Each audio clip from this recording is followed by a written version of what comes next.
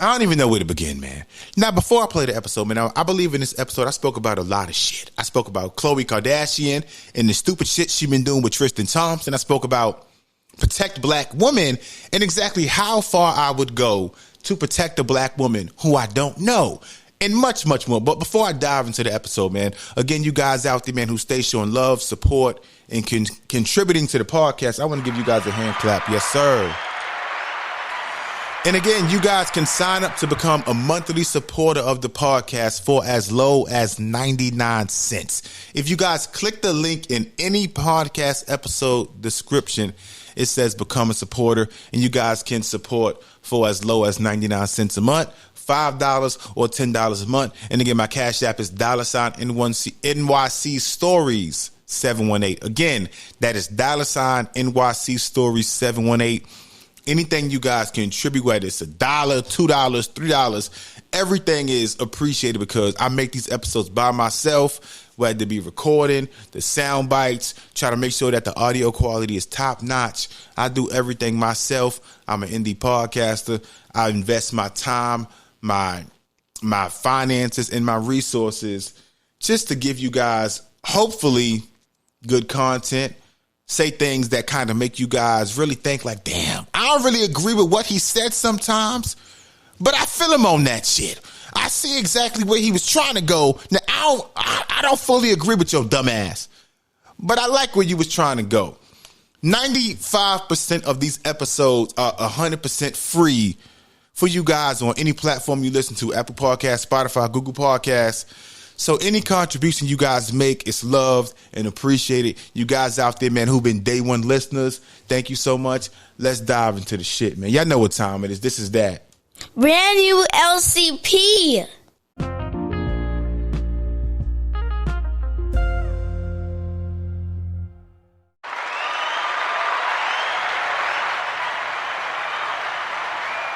Brand new LCP.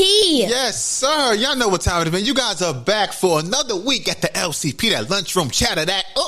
Brand new LCP. Now, I didn't plan to release an episode this week, but I figured I'd stop by because I know a lot of you guys love the podcast to get you through work, your drive to work, whether you at work and your boss is pissing you the fuck off.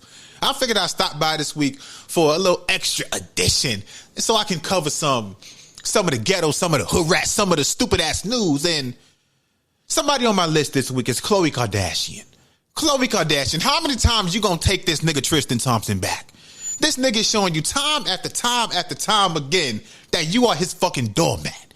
Yet you keep vouching for this motherfucker. Now, before I get to Tristan Thompson, now last week on my Instagram, which is Lunchroom Chatter Pod, I posed the question. Now, the question came from a story out of Philadelphia, New York. Now, in Philadelphia, New York, there was a couple at a train station at about 2 or 3 o'clock in the morning. Now, the couple, they were sitting there. They were approached by a black man. The black man came up, put a gun to the boyfriend's head, and raped this man's girl with him right there watching the shit. Fellas, can you imagine? Or ladies, can you imagine you getting raped as your man watches? Now, that posed the question of protection in a relationship.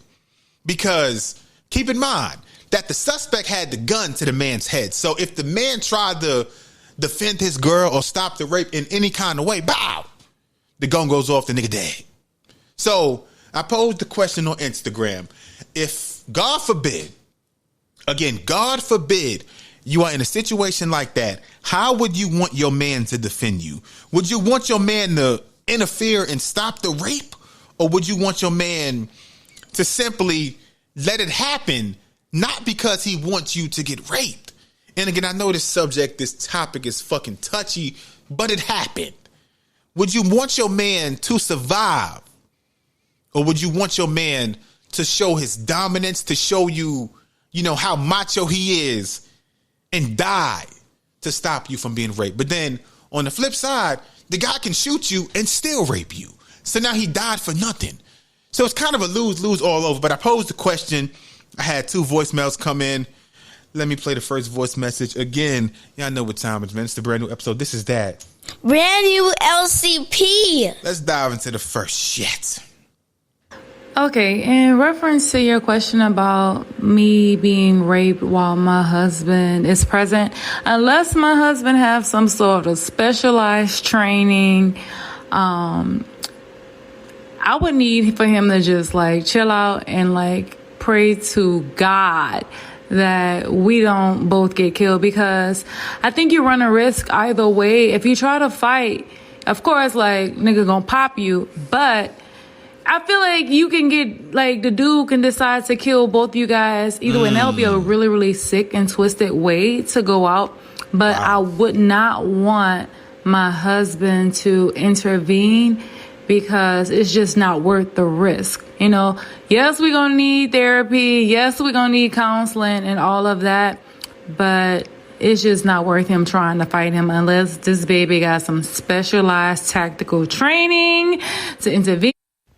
Of course, if the man did not have a weapon, I'm going to need for my husband to kick this nigga ass, like, straight up. First of all, I would try to beat his ass. But, of course, we're dealing with a weapon.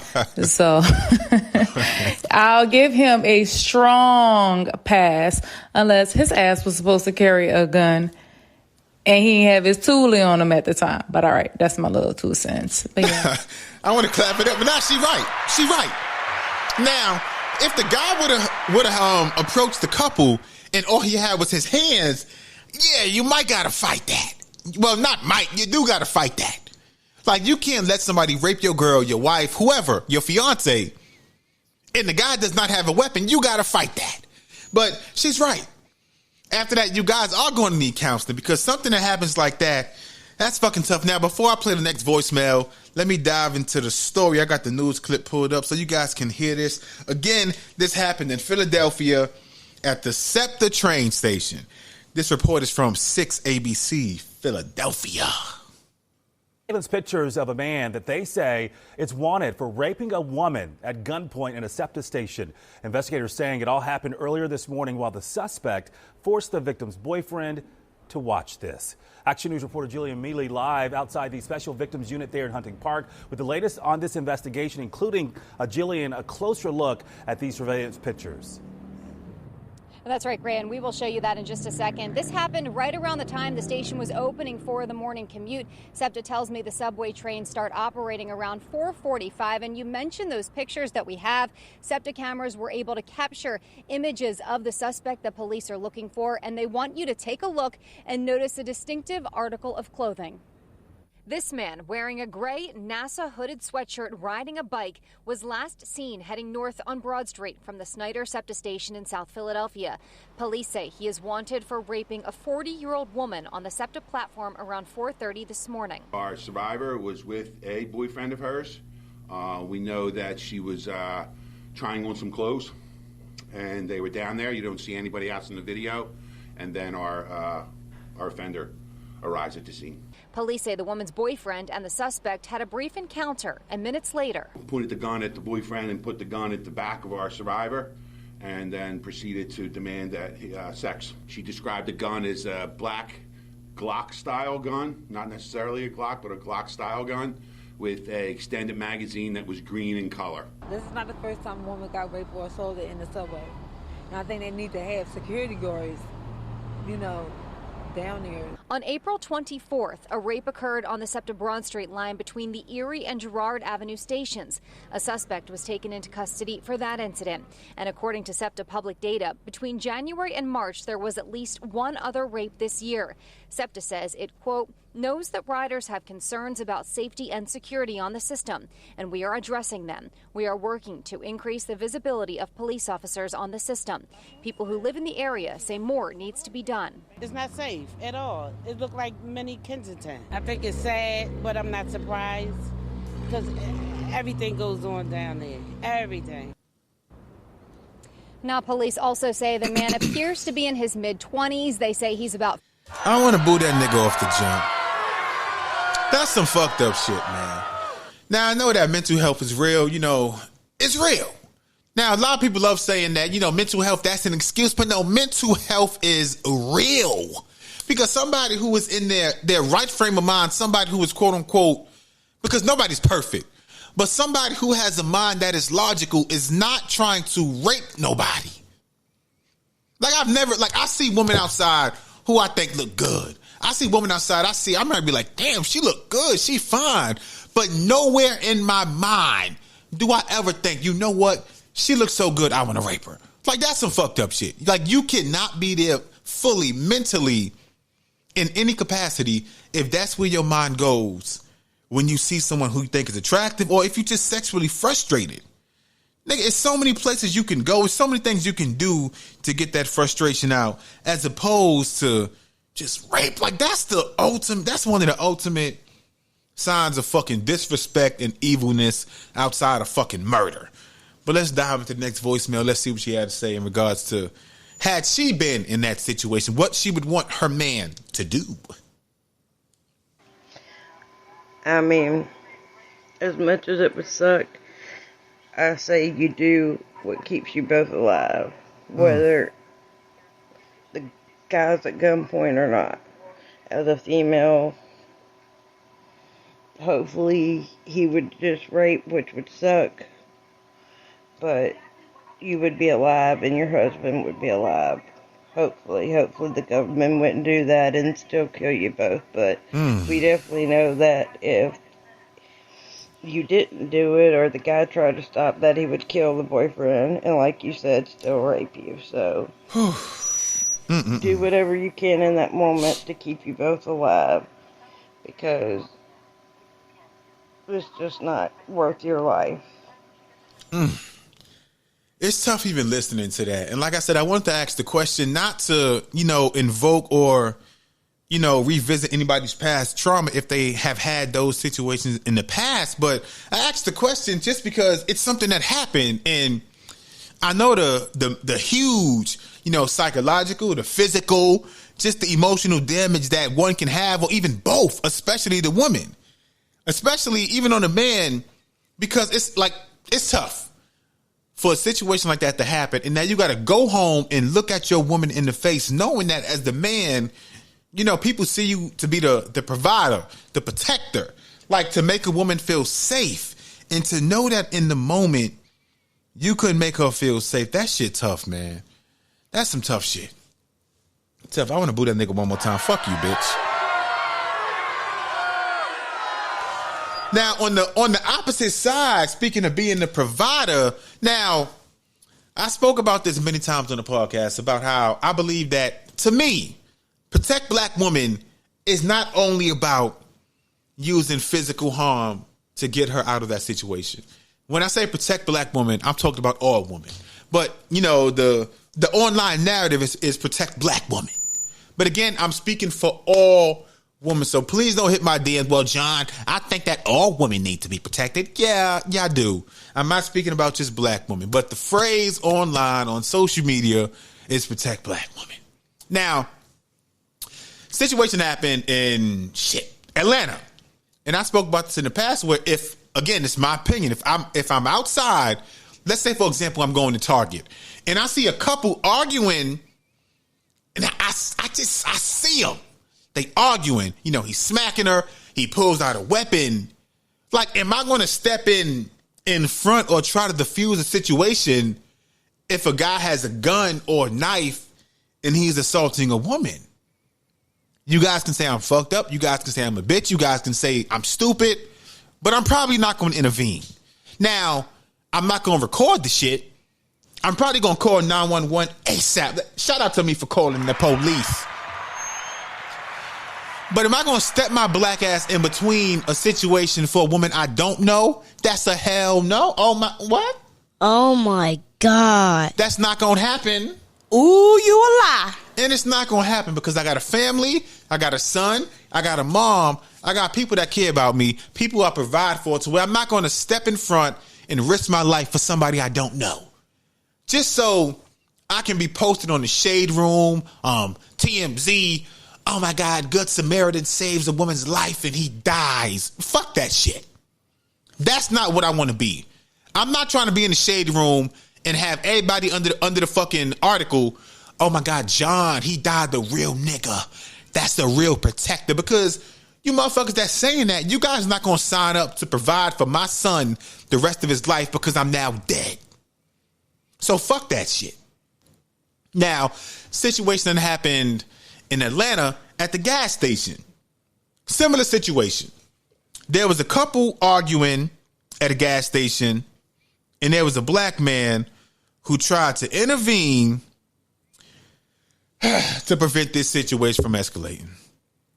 Now, I'm trying to see if I get the shit pulled up because, like I said, man, it's tough because, you know, I'm very caring, I'm very compassionate. So would I want to intervene? Yes. Now, again, if I have a weapon or if I size the situation up and I see that the situation is a situation that I can possibly defuse, or I can get the situation to end on a positive note, then I might intervene. But I don't think I'm just going to randomly intervene if I see a situation that's potentially hostile, because at the end of the day, it's fucked up, but you got to think about yourself first. It's not about me, you know, being less caring. It's not about me, you know, just being delusional to the fact that this woman's life may be in jeopardy. But my life come before her.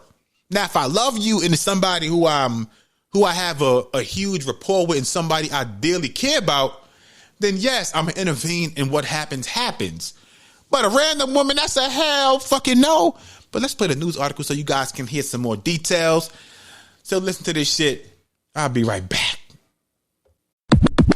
Breaking news tonight into our newsroom just hours ago. Yeah, police tell 11 Alive they have a suspect in the shooting at a DeKalb County gas station that left a Good Samaritan dead. This is what we know. 36-year-old Demario Parrish, a father of 3 little girls, he was killed last week at the Chevron on Candler Road in Decatur. It was all caught on security cameras, folks, and police say he was trying to stop an argument between a man and a woman when the man shot him. Oh, just so sad and senseless. Don White is here now. And Don, I know you spoke with county leaders and the family of Demario, too. I know you said it was just such a tough conversation, and really their whole goal is to just prevent more senseless tragedies like this.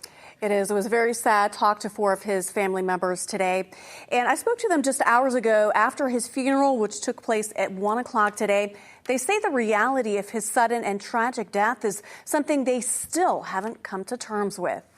36-year-old Demario Parrish always wanted to help people. He was a loving kind of guy, overprotective of his mother, sisters, and his family. No matter what, he was always going to protect you from whatever situation you're in. His protectiveness led him to step in at this situation at a gas station last week when he saw a man and woman fighting. When I saw it on TV, first thing I said was, why did he have to shoot him? Demario's protectiveness over a stranger at a gas station eventually led to his death. He's a father of 3 daughters, which he left behind. This was just a sudden act that happened overnight that we still trying to believe it happened. His 3 little girls now left without a father. When you drive up at service stations, we have so many incidents of crime and violence. Violence like the shooting taking Demario's life is prompting DeKalb County Commissioner Lorraine Cochran Johnson. I want to pause it right there because it's a lot of parts that they're leaving out. And again, I'm trying to be, you know, sensitive here to the fact that a man did lose his life. I seen the full surveillance tape.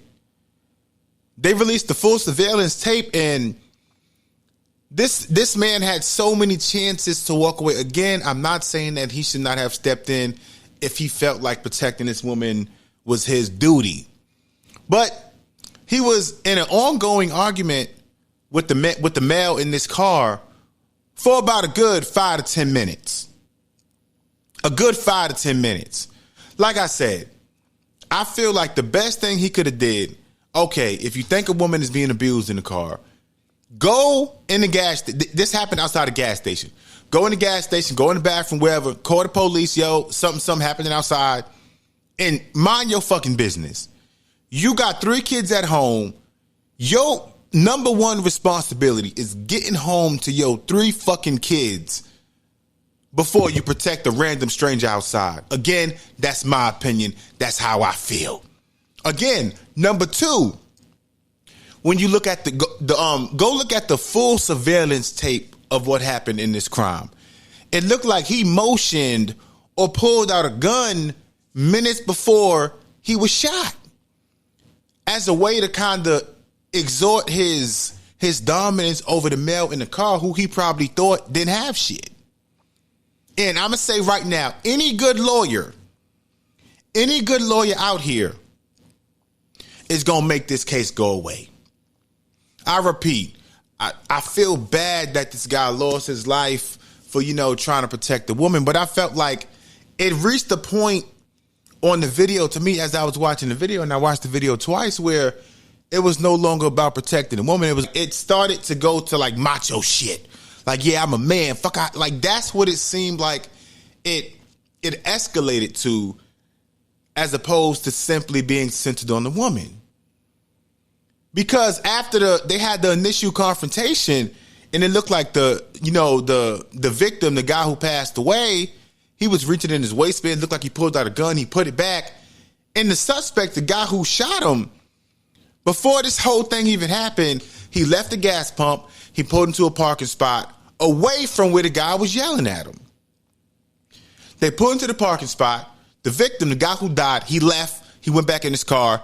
Eventually, he got back out, walked all the way over to the parking spot where the car was parked at, and was reaching in his waistband. I don't know if he was going there to threaten the guy or to get his last words in. And as soon as he got to the window, bow, bow, shots fired. And the victim ran away, and I guess he collapsed in the grass off screen. We can't see it. But there's so many points during this whole dispute where he could have called the police or he could have walked the fuck away. So yes, if it's 2, 3 in the morning and now I see you coming up to my driver's side window in the dark after we just had a confrontation and you just reached inside your waistband and was showing me that you had a weapon, regardless, I'm probably going to shoot first.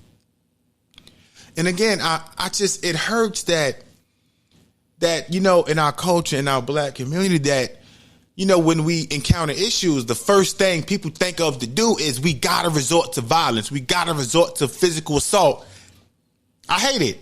And that takes me back to the fucking bullshit ass social media challenge last week where y'all seen the bullshit where you had all these parents telling their kids, hey, let's go outside. Hey, there's a mom down the street who wants to fight and she has a child and, you got to fuck up her child. Like we embed this shit in our kids' heads from a young fucking age. And then as they get older, like we don't really realize I realize it. And I know some of you guys who are mature, you guys realize it, but a lot of people don't realize the long-lasting effects that teaching these things on a young child can have. We are teaching our young kids that when you have an issue, we don't talk it out.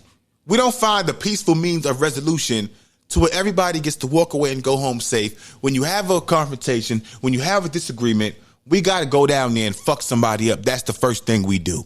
Boo.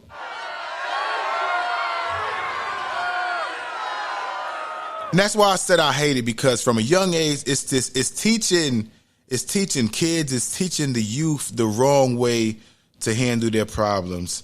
And it's something that I hate, man. I hate that shit, man. That shit pissed me the fuck off, man. Let me see what else I got on my list. I told you, man, this episode was off the top, off the cuff. I ain't have shit on my list. Shit, I see motherfuckers. Matter of fact, hold on. Before I even start, man, get well to my guy, Lil Duval. Comedian Lil Duval. He was injured, I believe, a couple days ago. He was riding his four-wheel ATV, and he was hit by somebody driving the car. He said it was hit at full speed. I think he broke his legs, suffered scrapes and bruises. And, he's having a hard time walking. But, I want to send some love, send some hand claps, send some good energy his way. Get back on your feet, bro. I seen him perform about 2-3 times at stand-up shows. He's super funny. He's been doing it a long-ass time. So I do hope he get himself back together, man. But, why are people mad at celebrities buying these fucking Powerball tickets? I seen the other day, I think DJ Khaled, I think plenty of celebrities have been posting online the fact that they bought these tickets. They trying to win that $1 billion. What's the issue? $1 billion is a lot of fucking money. I don't care if I'm $10 million up. Like, my net worth could be $20 million. If I got a chance to get $1 billion, I'm probably going to do it. And something a lot of people don't realize is that the Powerball is $1 billion. But once they take out all the fucking taxes and shit, you're going to lose hundreds of millions of dollars off that $1 billion. So you might walk away maybe about $300-400 million. That's a lot of money still. But you ain't just going to get $1 billion deposited into your fucking bank account.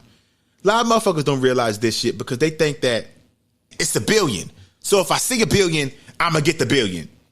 A lot of you motherfuckers need to get your shit together. Need to just think outside of yourself and just be fucking realistic, man. Be real. I'm tired of this shit, man. But somebody else who tired of some shit, man. Neo's wife, man. She decided that she's walking away from Neo after all this time. Now, for you guys who don't know, Neo is married. Now, he was married a couple years ago. They came out, said that they were going through a divorce. They was going to get the divorce. She was tired of his shit. It was done. They eventually found a way, I guess, to reconcile during the pandemic. I guess they were spending more time together during the pandemic, and they eventually got back together. Yes, we only gonna clap for 2 seconds because it ain't last that long. Now, his wife, soon to be ex-wife, Crystal Smith, came out today and she posted something on Instagram, which I hate because if you're going through a situation, I hate when people rush you online, especially celebrities, rush you online. They rush you online first so that they can win the battle of public opinion. Now, she rushed on social media and she said, 8 years. 8 years of lies and deception. 8 years of unknowingly sharing my life and my husband with numerous women who sell their bodies to him unprotected. Every last one of them. To say I am heartbroken and disgusted is an understatement. To ask me to stay and accept it is absolutely insane. The mentality of a narcissist. I will no longer lie to the public or pretend that this is something it isn't. Number one, you ain't have to lie in the first place. If you said it has been 8 years, not 1, not 2, not 3, but 8 years of lies and deception, and that you have been sharing your husband with these women for the whole fucking 8 years. See, I don't know if I would say what she said because now this shit gonna make me look stupid. The fact that this has been going on, as she said, damn near from the beginning, and you still stayed. You plan to go through a divorce, but now during the pandemic, you let somebody lie and get your ass back in to make you stay.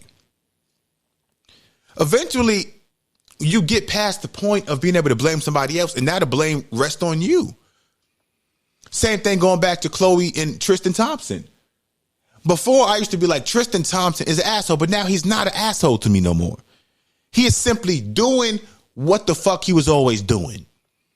And now, the blame, to me, now, would it be nice for Tristan or Neo to be faithful and to be amazing? It would, but we live on fucking earth. What do women always say? You know, when somebody shows you who you really are, it's best to believe it. They showing you who the fuck they are already. Tristan Thompson has been showing Khloe who the fuck he is for forever. And she's still here. And now they got a surrogate right now conceiving their child. And then reports came out and said that she wanted Tristan Thompson to be the child's father because she didn't want to have 2 separate dads. And I get it. But now you bonded together with the guy who was making a complete fool out. Now you bonded together for life with 2 fucking kids now instead of 1.